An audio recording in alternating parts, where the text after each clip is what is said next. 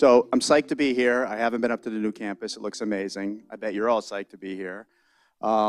It's a great week, important week. We have a lot of stuff going on at the farm, and I'll try and do you all justice and try and be as helpful and provide good views and hopefully answer questions and mingle afterwards, right? Because I'm really here to be helpful. So most of my career was spent on the finance side in investment banking. It was a small corner of the investment banking world, which we call a restructuring, which basically meant I spent 25 years running around with companies that were failing, not doing well, couldn't pay back debt, couldn't keep people employed, and across a variety of industries, usually because the world was growing up and companies did not, right? A lot of the internet killed a lot of companies, Amazon killed a lot of retail. And so I spent time trying to figure out how to restructure the businesses, turn them around, raise capital for them, negotiate with everyone they owed money to, and figure out how to try and keep a company from liquidating, right? Because if you can get a company turned around and do that, that's fantastic. When I retired from that, and I wanted to establish a family office, and I wanted to figure out what to do with the next 50 years of my life. I just settled on a concept like Farm.One, which is a small piece of a very large, right, world. And the space I occupy is controlled environment agriculture. There's a lot of things to do there, but I believe if you look, pick your number of decades down in the future, what we're doing today as a small part will be a very big part of how we're all interacting with local food sourcing and those elements. Now for the questions, I don't know how I would necessarily define sustainable and equity, it's one of those things where we know we don't totally have it. We kind of know what we're shooting for, and we hope we recognize we've arrived when we kind of get there, right? Equity is the harder part. Equity is systemic. Equity is infrastructure. Equity is everybody doing a little bit of something. So when you add it up, you change the world, right? There isn't one thing with one large group of people or one idea that's going to get there. So, and sustainable kind of falls along the same track. I say it all the time. I'm doing my small part. I'm not saving the world, but if I'm successful at what I do and you add it up with what everyone else is doing, you look around, suddenly things are different, right? And so I'm super focused on doing my small part and trying to be very, very, very good at it. And I'll share more as we go along.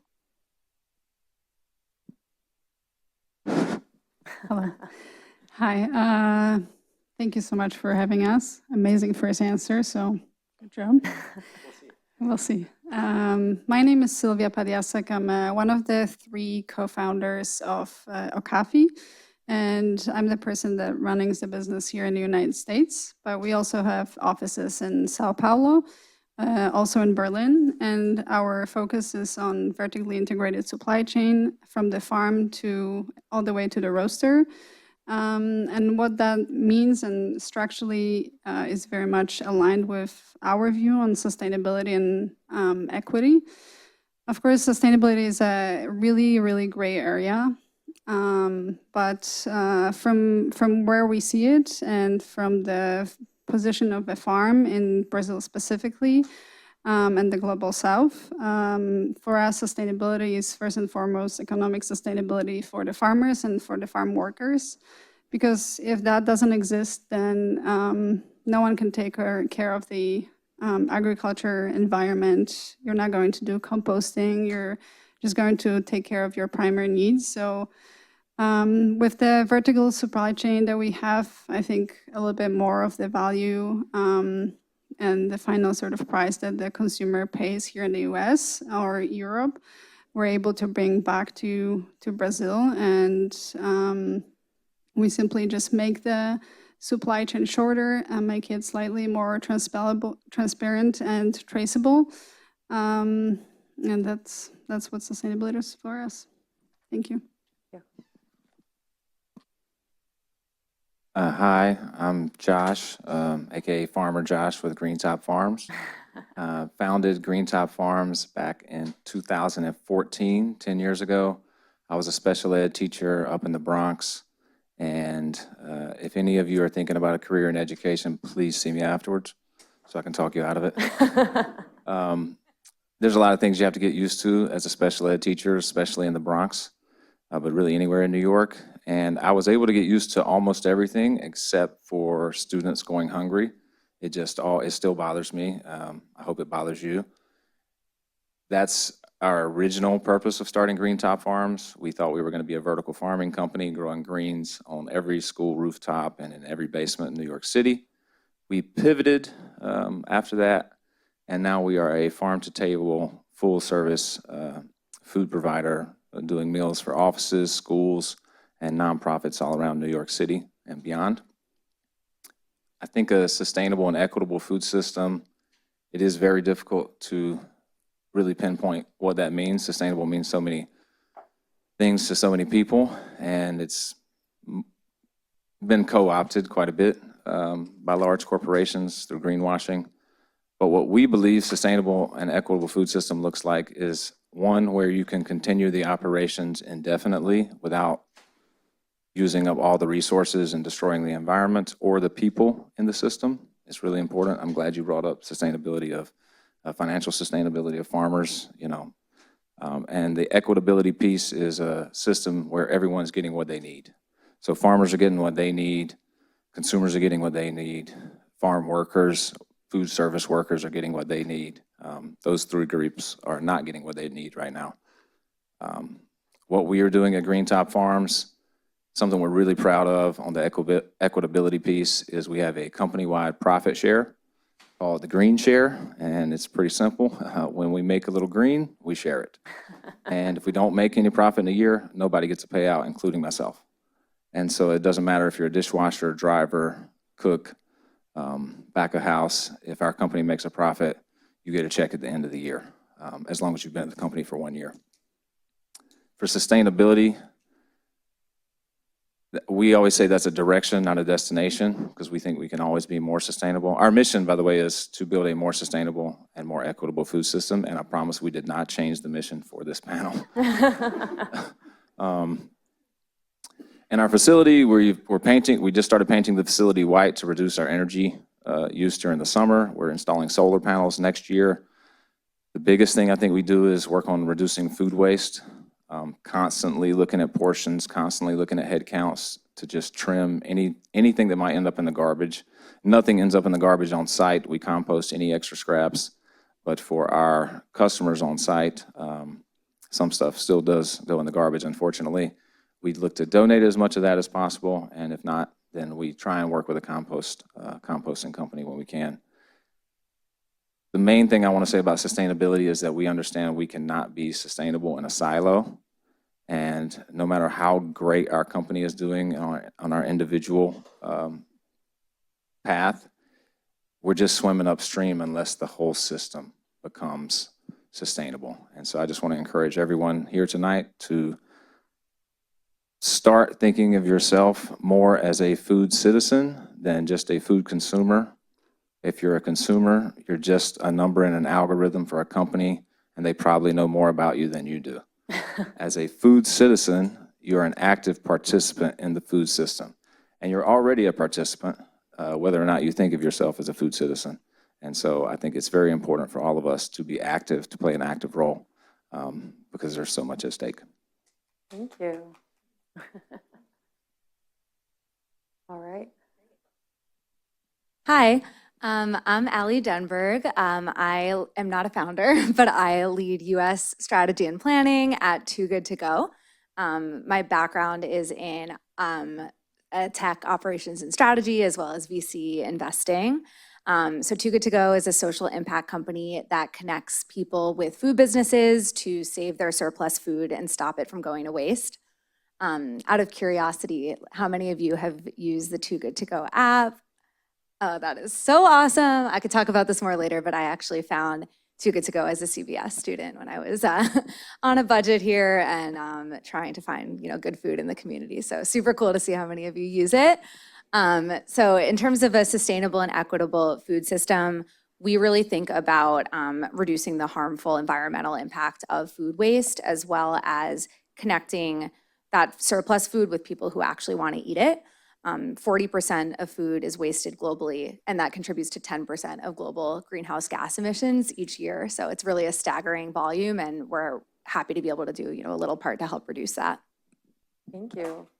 Well, I think one thing that we've seen here is not only the diversity of the panel, but that the definition of sustainability and equity is something that is extremely nebulous, can be sometimes a little daunting, but we can each break it down. And I really liked what you said about if you're doing your little part, you have to believe that the other pieces are coming in as well. So I think, Josh, you have a very interesting way for us to dive into the rest of the discussion. So you've done some really impressive work building connections between farmers and communities and employers and all the different bridges within that. So I think within that, how can you tell us more about these bridges across the food industry, and how do you see these bridges really solving these inequities that we've been talking about? Sorry, can you repeat the question? These bridges that you've been building, right? You said you're starting with vertical farms, and now you're working on really bringing connection with farmers, nutritious food, and tackling this issue that you saw as a school teacher. So how do you see these bridges as something that can really transform the system and build more equity in the long term? Well, that's a great question. In some areas, I don't think that we have the power to build those bridges. I think if we're looking at the food system as a whole, we have to include the government and governmental policies. The first thing we have to do is acknowledge that the inequities exist and have existed for decades. If we break it down by category, on the consumer side, if you take a map of the red line districts where banks would not loan because of predominantly, the neighborhoods were predominantly African American. If you lay a map of that over a map of today's food deserts, there's a ton of overlap. And so those maps decades ago are still affecting food access today. One thing that we could do as a society, as a government, is start switching our subsidies from crops that end up becoming junk food and corporate profits to local farmers markets and really target historically disenfranchised inner city communities as well as impoverished rural communities. The biggest thing for us is reconnecting people with their local farmers. When I was a teacher, I realized a lot of students thought food just comes from the grocery store or the bodega. And I thought that was isolated to students. Now that we're serving Fortune 500 companies, I know that it's all of America. We don't really have a culture around our food other than fast food. And so I think like one trip to the farmer's market can literally change your life forever, especially if you really like something you get there. And for me, it's maitake mushrooms. That's the thing. And they haven't had them the last 4 weeks, but I still go because now I get my eggs there and I get my greens there. And it's like I see people I know. So I think in certain areas, we can build those bridges and make those connections, but to really have an impact, we have to pull levers on a bigger scale than we have the ability to do. Hope to answer your question. Absolutely, totally does. That's actually a really good segue into our discussion that we had last week about coffee. Coffee, as you mentioned, is one of the few areas where people really do care about transparency. People are really willing to pay that extra premium. And you guys have a very interesting model of how you're bringing that directly to the consumer. And so I'm wondering if you can tell us a little bit more about what are the key drivers of why do consumers care about coffee and why are they so educated about it? And then on the other side, what have been the impacts of that increased investment in the coffee industry, like climate impact, social impacts, or economic impacts? Good question. A little bit twisted, but yeah. Yeah, so I guess I will just start with the first assumption that consumers really care. I wish they cared. I think, so just to briefly back up, coffee for many is a commodity that they can buy in a supermarket and Folgers, or they go to a bodega and you get your $1 cup of coffee, and that's the commodity coffee. Or you can have specialty coffee where the sort of overall assumption is that the coffee was sustainably grown, that the farmer was well or better paid, and that it was potentially in a sustainable and also very equitable manner moved from the producing country to United States or Europe. And I think this really started about 30-ish years ago when a couple players in the industry just had a vision to bring more stories of farmers back to our consuming countries, to the global north. And at that point, it's really, and then the consumers were sort of later they started to get educated. But it's a little bit of a chicken and egg. We're all consumers. We all want better things for ourselves. So specialty coffee is also typically better quality. It tastes better. Hopefully it appeals to more people, although the commercial coffee is still sort of this like nostalgic coffee that your grandma is probably drinking, and probably my mom. But I think the middleman that we're trying to cut out, which is typically an exporter, an importer, and a few other different hands that typically would take a little bit of a cut before the coffee gets from the farm to the consumer. We try to do a good job of making the transparency and traceability really accessible. But that's also very tricky on a large scale. Like coffee is a $200 billion industry. It's bigger than wheat industry. It's traded on ICE exchange as a commodity, and it very much impacts the livelihood of all the farmers around the world, even if they're somewhere else where coffee price will not cover their livelihood income. There are several organizations like Fairtrade USA, International, Organic Coffee, you name it. There are so many labels that are trying to sort of take this social movement and make it into a market that also helps the producer. So there isn't really one answer to all the problems of the supply chain. But so we also do our tiny little part. Just to give you an example, we're a exporter, importer who moves maybe 50 containers a year. Around the world, there is 500,000 containers moved around the world. There are also 3-4 biggest players who move those coffee, and the coffee is typically commercially graded, and not always really relates to anything around sustainability and equity.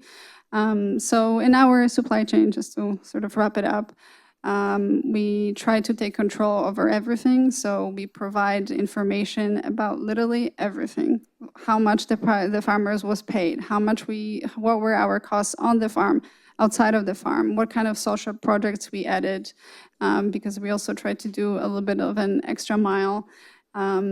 Initially, we thought that maybe the sort of end consumer and the roaster who buys from us will want to contribute, but in the end of the day, people are really squeezed for their own sort of money and cents in the United States, which is my market.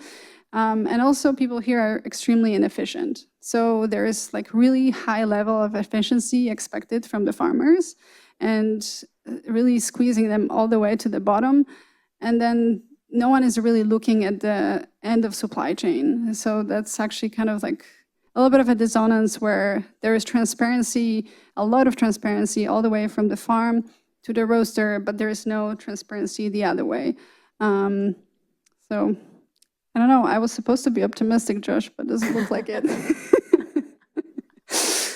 I think I'll stop here. Good, thanks. I think one thing that you touched on was accessibility.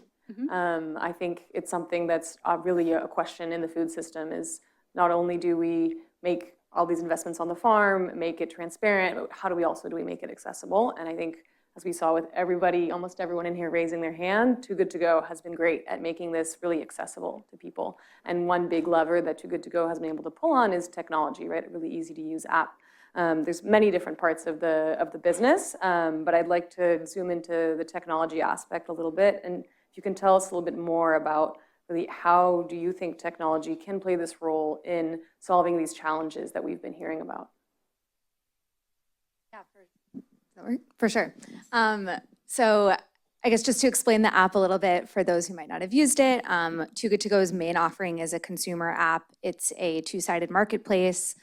So basically through the app, you can reserve a surprise bag of surplus items from a local food business. So that could be a food retailer like a grocery store, or a food service company like a bakery or a restaurant. And they'll basically put in an assortment of whatever they have left at typically the end of the day, and you can go pick it up, usually for a third of the retail price. So that's a little bit about how it works. And as you mentioned, like the technology component of this really enables us to scale and have that marketplace operating in cities all across the country. So we have an active presence in most of the US at this point, but we have launched officially in 30 cities. So the tech has really been helpful there. On the business side, it enables the food businesses to manage their surplus. And then on the consumer side, it enables you to kind of discover these local food businesses and actually go and save a meal. So that's the consumer marketplace. But we're also starting to explore other areas of the supply chain. So Too Good To Go is actually a European company. It was founded in 2016 in Copenhagen, and we're now active in 19 countries, including the US. So in many of our European companies, we have a manufacturing part of the business where we work kind of earlier in the supply chain with manufacturers on surplus that they have in their factories. And instead of it being a pickup model, we're able to ship out through logistics providers surplus kind of boxes from those manufacturers. We also have a software product now, Too Good To Go platform, which is an end-to-end surplus solution for retailers. And it's a modular solution where basically grocery can work to use the platform to do everything from inventory management to in-store discounting, putting bags on the Too Good To Go app all the way through donation. So it's been really interesting to see kind of how the company's evolved just from this marketplace app to actually being able to work throughout the supply chain, through marketplace, as well as software product. So yeah, I think that ability to do this at scale has really been able to help us make a dent in food waste. And through the marketplace app alone, we've already saved more than 350 million meals from going to waste globally. Great, it's an impressive stat. Thank you. You've had, as you mentioned in your intro, quite a range of career paths that you've followed, and so have you. As a former banker, we know a lot about banking at Columbia Business School. And we also know a lot of former bankers, but we don't know many former bankers who are now investing in sustainable food and ag. So I would love to hear a little bit more from you about that experience, and then zoom in a little on what role do you think that capital can have in really accelerating these changes that we're talking about? It mentioned to my wife, who's a Columbia Law grad school, by the way. She said, okay, so from banker to farmer? Is that what I'm hearing? I'm like, yeah, but she understood the model once I explained it. Before I get to the finance question, I think it's important for you to understand how I think about the path we are on, right? And how it connects with everything that everyone is saying here.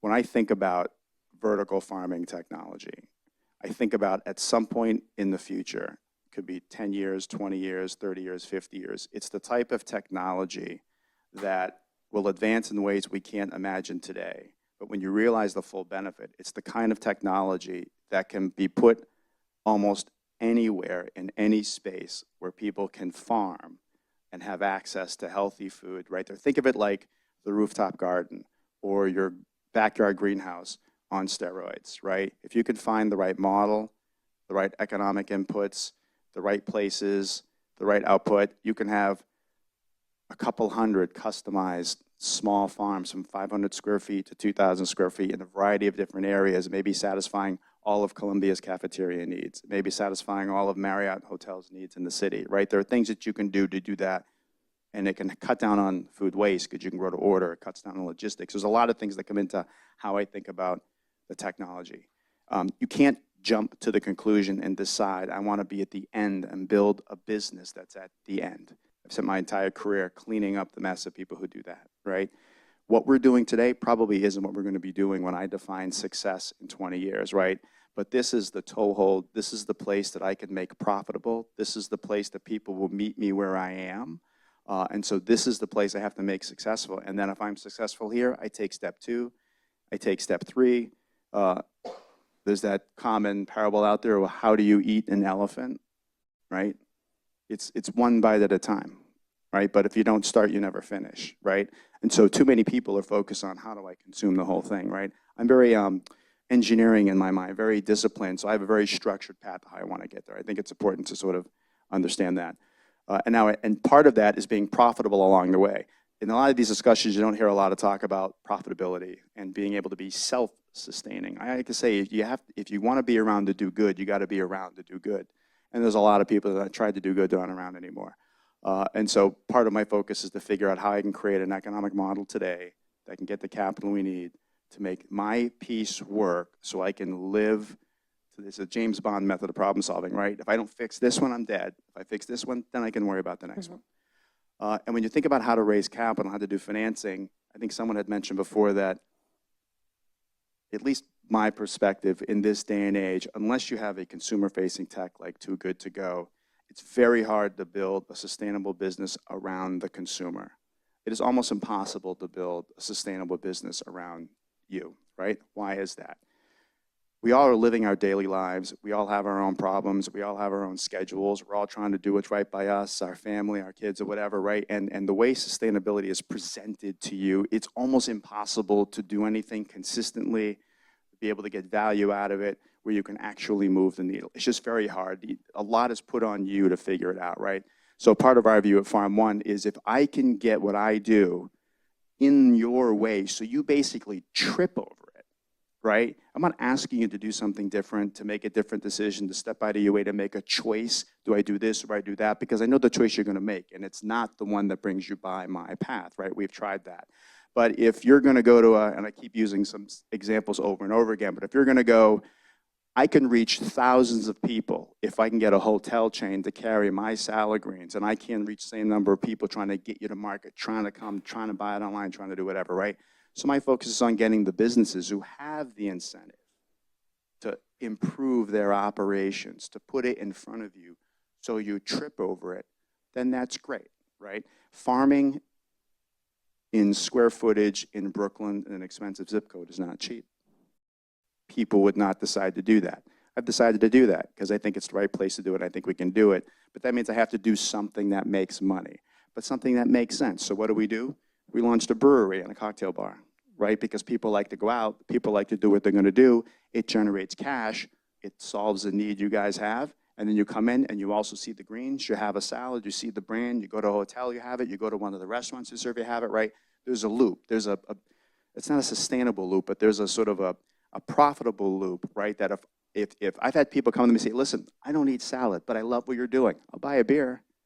I'm like, that's not a bad idea, right? It's meeting you where you are and helping you engage in what I do that's along your regular path, right? When you think about, the room has probably a mix of people, and you think about sustainable career, food careers, whatever, you gotta solve a problem, you gotta solve a need, and it's gotta be easy and convenient.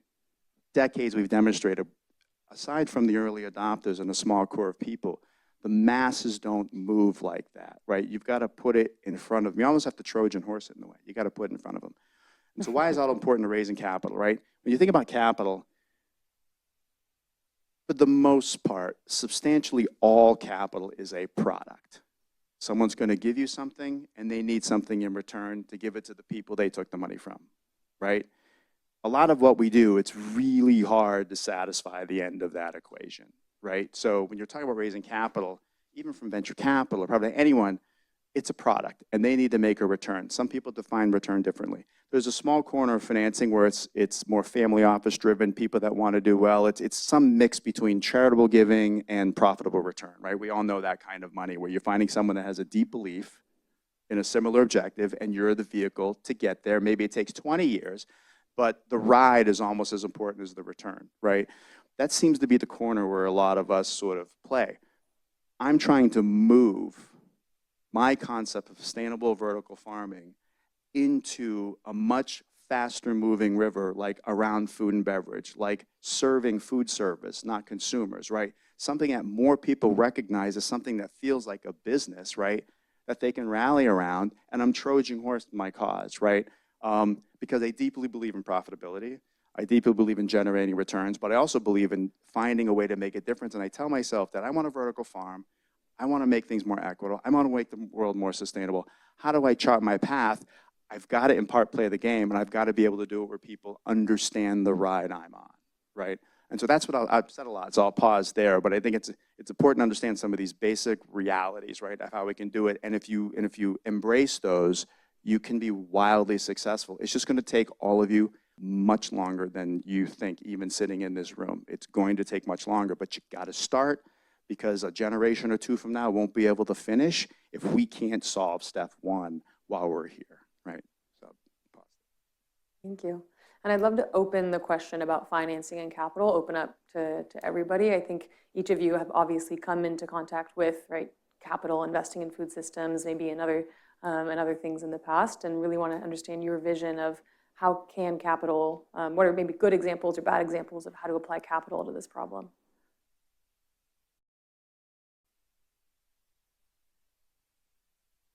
We have not. I automatically delete those emails. I don't know if I should really say this, but a big part of me would almost rather go out of business than take on investment, because that would feel like going out of business. Every small food company I've seen that has taken on investors has gone under. If you haven't read the book, Ultra Processed People, write it down. It's one of the best food books I've read in 5 years. Chris Van Tolken makes a great argument for why the profit motive is ultimately the key factor behind a big number of problems in the food system. Once you become a shareholder company, you have a fiduciary responsibility to your shareholders above all else. We can look at companies like Chobani, who want to do a lot of good, and the shareholders kicked out the CEO because he was doing too much good. I 100% believe in profit, by the way, big fan. You have to have it. The way we recruit, sometimes we have to tell people, hey, we're not a charity, we're actually a for-profit company, and we need to act accordingly. And you can make money in food, you just can't make all the money in food. And I think when you have investors, especially investors who are disconnected, if it's a slow food investor, that's a different story. If it's someone who understands food, who's more of a partner, we might consider that one day. But a disconnected investor who wants returns, who's not in the day-to-day business, if you're starting a food business, I would recommend against it as long as possible. Because the pressure to make profit takes over everything else. The definition in the book of a highly processed food includes designed for the sole purpose of making more profit. So he includes bottled water in that. And when we reverse engineer our menus based on what's coming off the farms 8 to 12 weeks out. If we had to reverse engineer our menus for investors or strictly for profit, our menus would look a lot different and they would not be as good. Not having that pressure allows us to slow down when we need to. It allows us to not make as much money on some deals as we could have because we're looking longer than a couple of quarters out. I definitely understand that there's a place for capital and investment. That's where all the money is, and so it needs to be spread around. But we're a food company. Our competitors now, the kind of the space we're in, almost all are venture backed, and it's a really distorted marketplace because of that.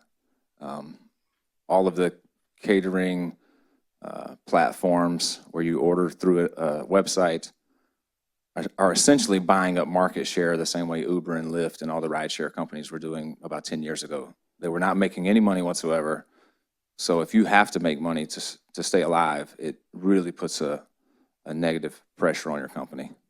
I feel like I'm talking too long, so I'm just going to stop right there. Want to add something? I have an interesting experience with taking on capital because I was early Uber for 3 years. Then I worked in venture capital. So obviously, spent a lot of money, invested, and now at Too Good To Go, it's a little bit of a different situation where we stopped taking on outside capital a couple of years ago and are very much focused now on, building a strong long-term business. And as a tech company, it's a little bit different than, a CPG company or other things in the food space. So we're kind of more working with tech investors and also impact investors. I think the thing that's been probably like most valuable or interesting is finding, the most strategic investors possible. So for example, we've worked with like Danone Yogurt's venture arm, and they have like a Too Good To Go label on their yogurts in Europe that talk about date labeling, and it's a way to educate consumers, and there can be really interesting kind of synergies there. But broadly, yeah, I would say happy to chat with anyone after if you're interested in kind of both sides of the equation. And as someone working at these companies, it's definitely been the best experience for me working in a way that is more sustainable, not focused on just burning money. And I think it's been a great experience. The last thing I would say is for mission-driven companies or for those who are interested in like sustainability and impact, what I've found incredible about a company like Too Good To Go is the kind of profit and purpose go hand in hand, where every transaction has a positive impact and it's not two separate components of the business. So if you can think of an idea or find a business where literally there's like a for-profit component and each part of that is what is good for the world, like that's the best kind of business to work for if that's what you're interested in.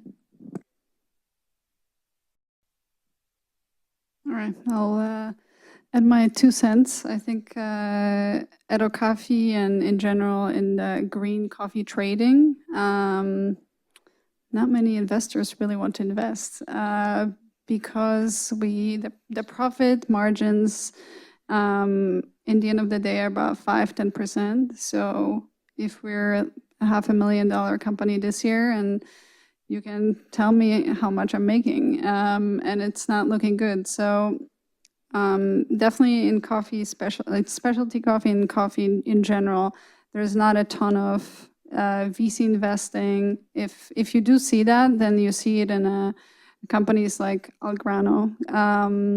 It's a Swiss company that has a backbone of software engineers who produce some kind of software platform where it's supposed to bring you closer to your producer. But in the end of the day, that adds cost to the price of coffee. And if you're a roaster that's buying coffee for your final consumer, so for all of you guys, then every 10 cents is going to matter. So our industry is super optimized and very, very efficient. And as a small business, I'm not very efficient. I definitely get the highest prices on everything, on logistics, on warehousing. If we're small and we've been around for 2 years in US, then that means that no bank is going to give me $150,000 to bring a container in. And the farmers has already been paid half a year ago. And so what do? I have to rely either on my own savings. If I take investment, then I hope that this person knows exactly what ride they're getting into. So we definitely won't take an investor that doesn't understand what it really means to be in green coffee trading. The coffee cycle, coffee is a perennial crop, and it's in Brazil specifically and most in the world, it only blooms and you have only one harvest during the year. So that means that all the farmers are working for a full year to get paid basically once. And then once they get paid and we buy their coffee as an exporter, then we ship it to an importer. So there's always someone that has to, that this is on their own books. So right now, I literally 2 days ago, I had containers of 325 bags of 132 pounds of coffee. So that's a lot of coffee. Come into the United States and I have 12 months to pay it. So I have to either get money from a bank to pay it faster, so then there's more cash flow in Brazil, so they can pay more, they can buy more coffee on the farms and support farmers even more, or there is someone else that has this on the books. So I guess just to sort of pause this,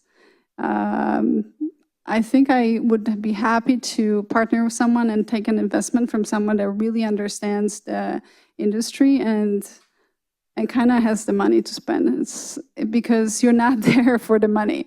Everyone who comes into coffee industry, and especially specialty coffee industry, they come there because they want to do good by the world. The idea of the international trade is sort of fascinating. Going somewhere where people are making from $2 to $15 a pound a day is somehow very exotic and interesting.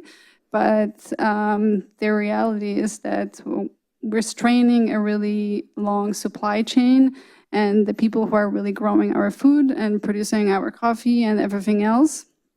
So I hope that we'll find the right investor one day. Well, thanks. And I think one thing that you touched on, right, is everybody comes into this for a specific purpose, right? People come into food because they're passionate about food, something I've seen working in food, and I know each of you has seen. And I think we're in a room full of MBA students who may or may not be passionate or excited about food. So as our last question before we open up to the audience, I'd love to hear from you just about some career advice that you might have for someone who's jumping into this career. Maybe people who have been working in food, who want to transition to another part of it, or people who have come from other parts of the economy and who want to get their foot in the door.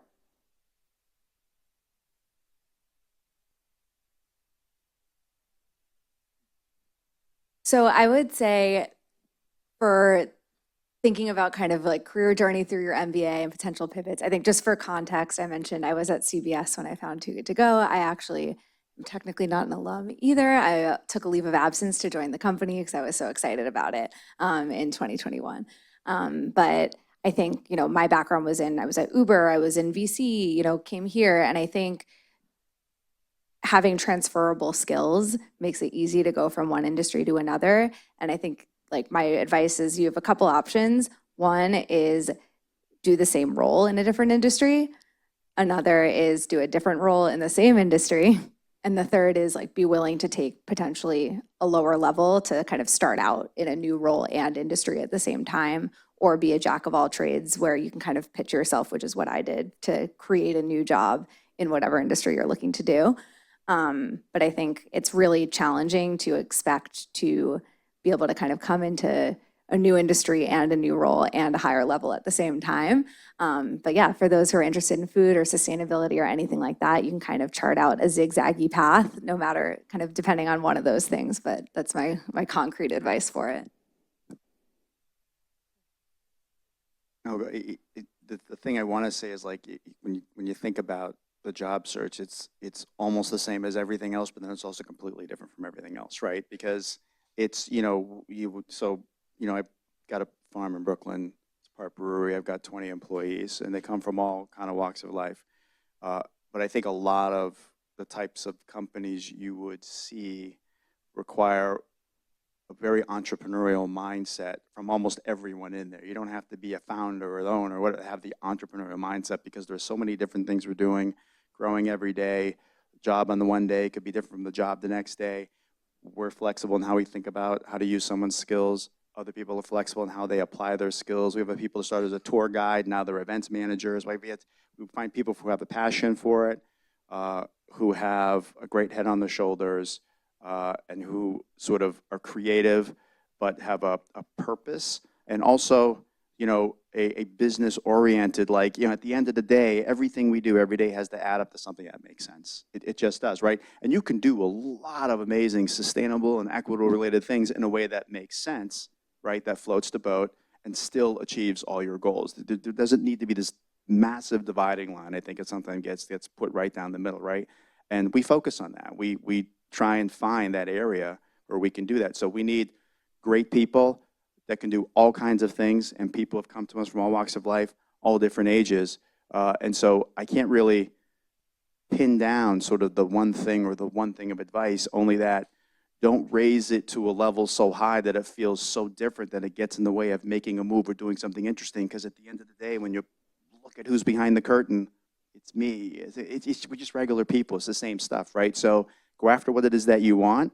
Not every opportunity will be a perfect fit. Some opportunities will be amazing. There may be some trade-offs. There may not be some trade-offs. You could find the perfect thing that lands everything that you want, but you won't find it unless you look for it and have your own discipline, principles, and things that you want to, adhere to as part of an important process. So again, that's why I say it's like everything else. I mean, it's not like anything else, but it's not so foreign where you can't find something that makes you super successful wherever you want to be, whatever path it is you want to be on. Yeah. Right. I will just add that when I joined this industry and food industry, it was purely because of passion, and I studied sustainability in agriculture for my master's. So, but today something that I wish I studied more is definitely business. So you guys are already in the right room. The 4 years ago or 7 years ago, when I met my business partner, Luis, I was just a girl that met a Brazilian boy from a farm, and I wanted to help him access the market. And in reality, 10% of what I do is coffee, and 90% of what I do is accounting, financing, logistics, talking to customs, wondering if I'm going to get an FDA fine. So I think just businesses are so much more complex, and business literacy and financial literacy in all those amazing industries that are driven by a ton of passion and extremely smart people there is just not enough of it. So thank you. Thank you.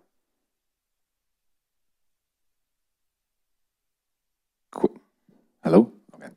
I'll keep this quick. When we first started our very first year, my co-founder did go to business school. He was working at McKinsey at the time, and he gave me some of the best advice to date, I think. He said, since there's no real model for how to run a sustainable food company, no one's really cracked the code yet, we should do two things. We should operate on a shoestring budget until we know what we're doing, so we don't burn through a bunch of money. Not that I had any. I was a public school teacher before that, but he was at McKinsey, so he had some. And treat everything like an experiment, and that takes away your ego. A lot of people who get in food know the menu that they want. They know exactly what they want to put on the shelves for their customers. When we hired our current head chef, he's been with us 6 years now, it was the first time in his entire culinary career. This guy won Chopped. He was top 30 under 30. He's incredibly accomplished in his career. It was the first time he ever got to make the menu. The first time he had autonomy over what we were going to make, because he'd always worked for people who just told him what the menu was, and he would just try and make it better. The other thing I'll say is, if you really want to go into sustainable food, ask yourself if the company actually sells food or if they sell dopamine hits.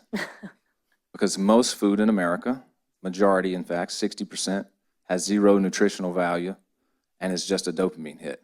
And that's because a lot of the food in America was designed by cigarette companies who owned the food companies from 1980 to 2001. Feel free to look that up. But if you really want to be in sustainable food, understand you can make more money in almost any other industry. So you're going to take a pay cut from if you think you can make a tech salary in food, that's some Simone Biles level mental gymnastics. It's not possible. Wealth inequality is not sustainable. And so if you're contributing to that by making $1 million a year when the lowest paid worker makes $25,000, that's part of the problem, not the solution.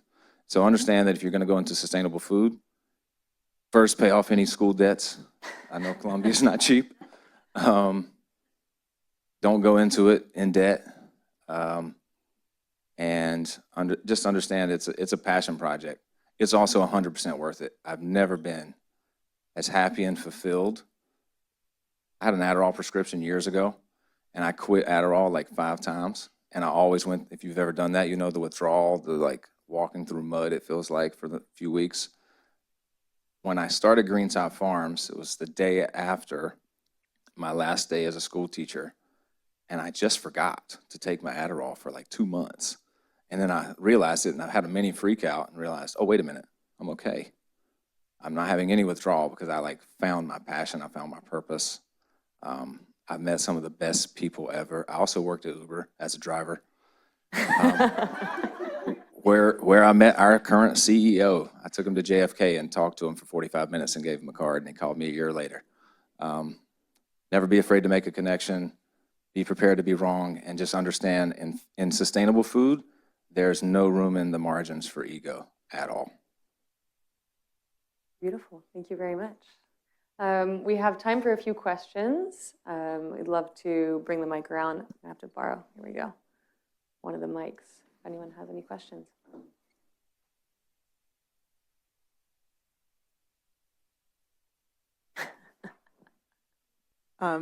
Thank you all for being here. I was just wondering, Derek, if you could talk a little bit more about like being in downtown Brooklyn and starting a farm. I just like, it kind of does not compute. So I was hoping you could just explain a little bit more.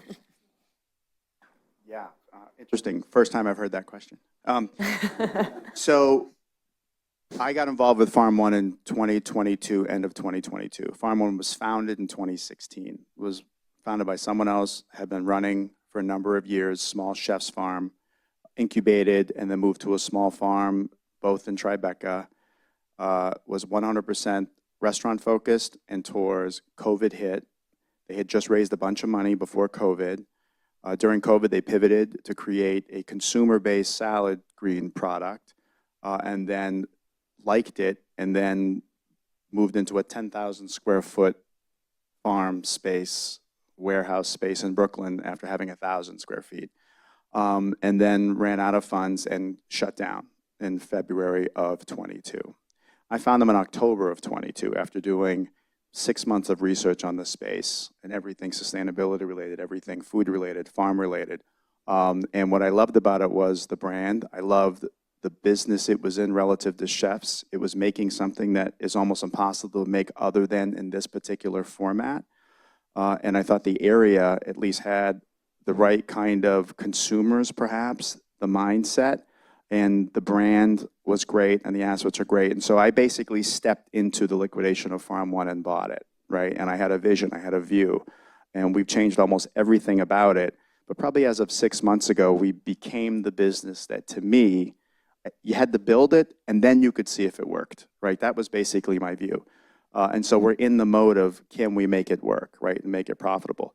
So the space we're in is inherited. If I had to do it all over again, I probably wouldn't do it there in the same way, but we're figuring out how to make it work and have it be there. But I think that if you think about vertical farming in urban spaces, which is what I'm focused on, a lot of spaces would have a similar dynamic, but there's a way to make it work in different configurations at different cities and different spots. Just depends on what your target is and what you're trying to accomplish and how you size it, how you budget it, and how you make it work for what it needs to accomplish, right? A lot of vertical farms you may have read about were just substantially all of them went bankrupt in 2023, right? Because they would get 100,000 square feet based on a technology that just fundamentally didn't work at scale, and no concept of the end target, the customer. It was all about process, all about tech, all about raising money, right? And they flew right into the wall, every single one of them, right? So if you take a step back and if you do it differently, who's my customer? What's my purpose? What's my need? And then you take the steps that are always within the guardrails, always within the bowling alley bumper, right? And do it that way, you can actually chart a course. It'll take you longer.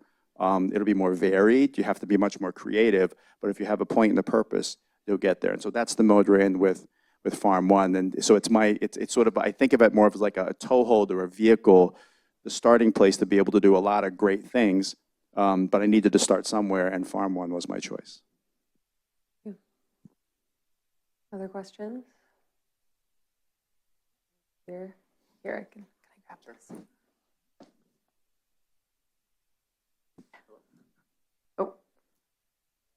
I think that we're good. So hello, everyone. Just for full context and transparency, I work at Farm.One. I work with Derek. I do business development. That's not what I'm doing here. I'm not a plant.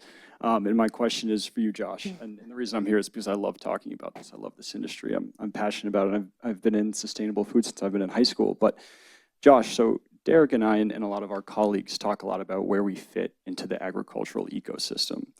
Vertical farming will not replace broadacre crops, but we can be a part of a larger change within that ecosystem, whether it's consumer preference, consumer education, market share, all of the above. So as someone who is a conduit between sustainable farms and people who need that sustainable food, where do you see the largest gaps in that agricultural ecosystem in New York and beyond? And what are some opportunities for these emerging entrepreneurs to look into? The largest gaps in, Just the agricultural ecosystem, whether it's supply chain logistics, production, consumer education, preference, whatever you experience as being sort of the conduit between the farmers and the people who need that food. I would start with the Farm Bill.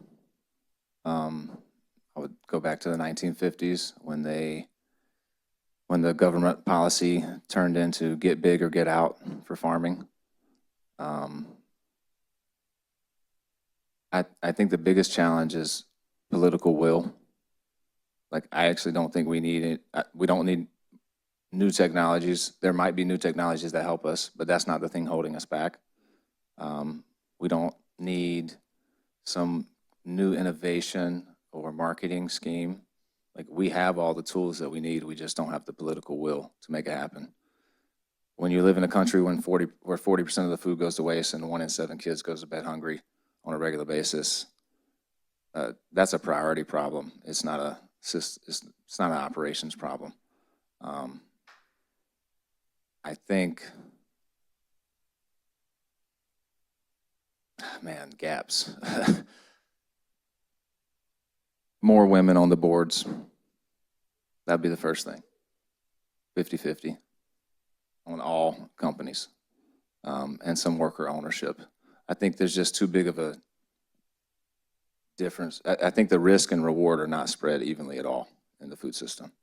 And I think mandating that from the federal government is the only way it's going to happen. We don't have any economic incentive to do a profit share whatsoever. It costs the company money. And if we didn't do it, we'd probably still keep our employees. We just do it because we think it's the right thing. Universal health care would help so that people didn't have to worry about losing their health insurance. Seriously, we don't get some people because our health insurance sucks because we're a small company. Like what you mentioned earlier, I think when you said equity, like it's the infrastructure, it's everything. I'm not even sure I know how to answer your question. I'm sorry.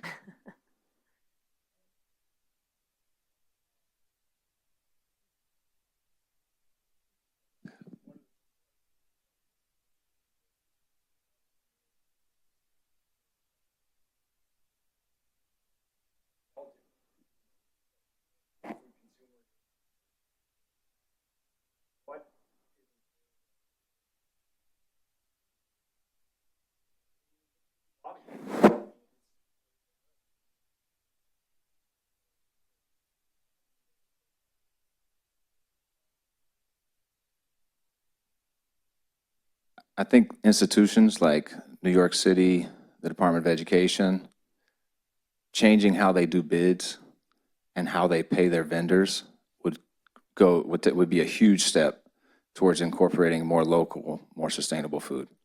Right now, if you want to do business with the city of New York, you better be able to float your bills for 180 days. They look at your net 30 on your contract and laugh.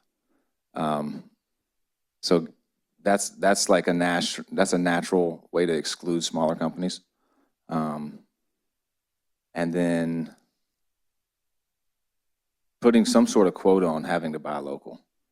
Like the spending power that the Department of Education has, if 5 or 10% was redirected towards local farms, it would be a boon for the entire agricultural economy around New York.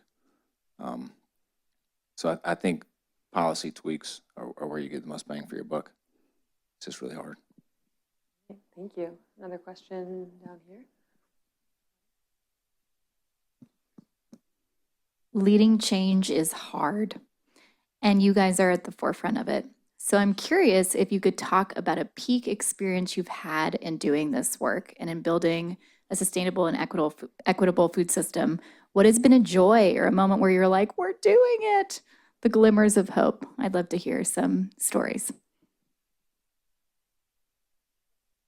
I'll just quickly chip in.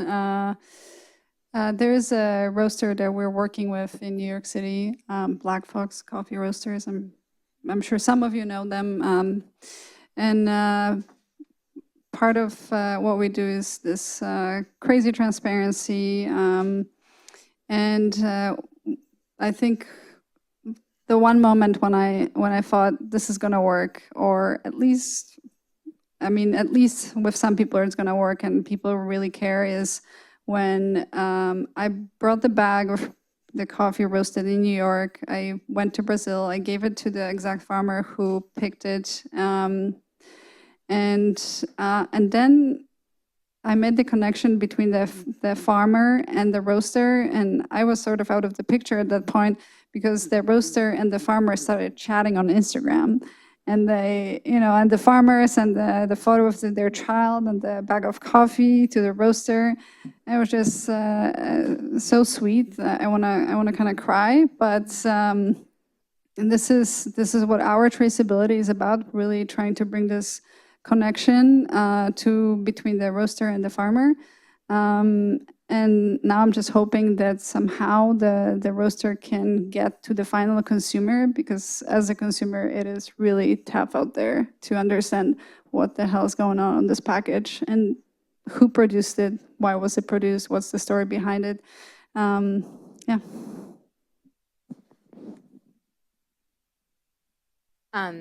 Yeah, I think that's super relatable in terms of like at Too Good To Go, having like these small moments with a user or a partner who are benefiting, and I love that. Something that came to mind was just around like impact at scale. So we launched in the US Too Good To Go in 2020. And over the last few years, like the biggest challenge or priority has been enterprise sales. So we work with a lot of independent food businesses, and we've really been trying to unlock like a large national account who wants to work with us across the country. And a few months ago, we rolled out with Whole Foods, which was years in the making. They are now live everywhere except New York and Massachusetts, which have a different tax situation and should be coming on soon. But we rolled out with 450 Whole Foods locations across the country after, again, just years of trying to like get there with a large national account. And I think that really helped kind of prove out the concept at the enterprise level, like incredibly rewarding given the journey to get there. And I think our focus as a marketplace has really been on unlocking network effects. You all learned about that in your strategy class. And I think we finally are kind of at that place with that first enterprise unlock where now, we get inbounds from other businesses and like you see those network effects starting to form. So I think that was just, such an incredible moment to be a part of. There's a lot of different stories, but the thing I like the most is there's a lot of good that we do. But the thing I get energized by, as I said, we have 20 people who work at the farm, and they come from all walks of life, and watching people grow and develop in their career, doing stuff that is actually helping consumers and other folks, and we're making a difference in small increments. But watching none of these people work together 2 years ago, right? And even over probably halfway through that, we mixed a lot of the different groups of people, and we have a team that is now growing, that is passionate, that really knows how to connect with people, tells the story well, and just watching them grow, knowing that because they're so passionate about growing, that we're doing good thing. And we hear all those stories, people who love our greens, people who love the people that we get people who come in because our farm is open. You can come in and see it. You can walk amongst it, right? It's very public. It's like people love being close to the agriculture, and you can literally see and harvest the source of your food, right? So just being that proximity is one of the things that we offer, just being close to it, right? And just seeing how people react and seeing our people work with them. So I loved building the team of people who have a common goal, a common passion, and watching people thrive in that environment and knowing that we've barely scratched the surface. And if we can keep doing what we're doing, next year if I come here, we'll have made a bigger impact. The year after that, even bigger impact. And we just keep taking these bites until one day we're indistinguishable from a healthy, equitable, sustainable food system, right? But you just got to keep going one day at a time, and you'll need a lot of people to do it with you, and it's fun to watch them grow. I love everything you just said, Derek. And also, thanks for reviving Farm.One. I've been a fan since they were founded. We used to shop at the same hydroponic store, actually. Thanks for being a fan. Feels funny talking to you through mics, but thanks for being a fan. No, it's great. Yeah, no, it's good. And I'm a fan of you guys as well. I'm happy you have a brewery now. That's it's awesome. We were also on Too Good To Go. I think this is you guys are lucky. It's an all-star panel up here, except me. I feel very humbled to be around folks like this. A lot of small wins, but I know something I'll never forget is the last 2 weeks of February 2020 were our biggest weeks ever revenue-wise. And then the next 2 weeks, everything went to zero. Some of our companies had agreed to pay us out through the month because we were on contract, which we're very, very grateful for that. That gave us a small bit of runway. During that time, we started sending meals to a homeless shelter, and then hospitals and schools, and we ended up basically doing COVID relief work the whole time. But I'll never forget, we were on a call, the whole upper management team, and we knew what was going on a little early because a lot of our customers have clients, have offices on the West Coast. And if you remember way back 500 years ago when COVID started, West Coast shut down first. So we knew it was coming. And I'll never forget on the call, we were debating between, should we try and stay open and ride this thing, or should we just hunker down, close up shop, and then try and come back? And when we were talking about it, we were just all like, it doesn't really feel like us to like just batten down the hatches. And my former Uber rider and now CEO, Al, said, let's go down swinging. And that attitude for me, it just affirmed all of our recruiting. It really made that Uber ride worth it. And it let us know that we had found our people, like we found our tribe. By the end of that call, everyone on the upper management team had agreed to either forego or greatly reduce voluntarily whatever you wanted to do, their own salary, so we didn't have to lay off any hourly workers, which we did not. It's something we're super proud of during COVID. And I think that those kind of moments you have to look forward to in the food system, and meeting folks like this, because it really weeds out not good people, I think. I mean, not to say everyone in the food system is a great person, but usually pretty good. Good. Brings together some good people. So on that note, thank you very much for being here, spending your Monday night with us. Thank you.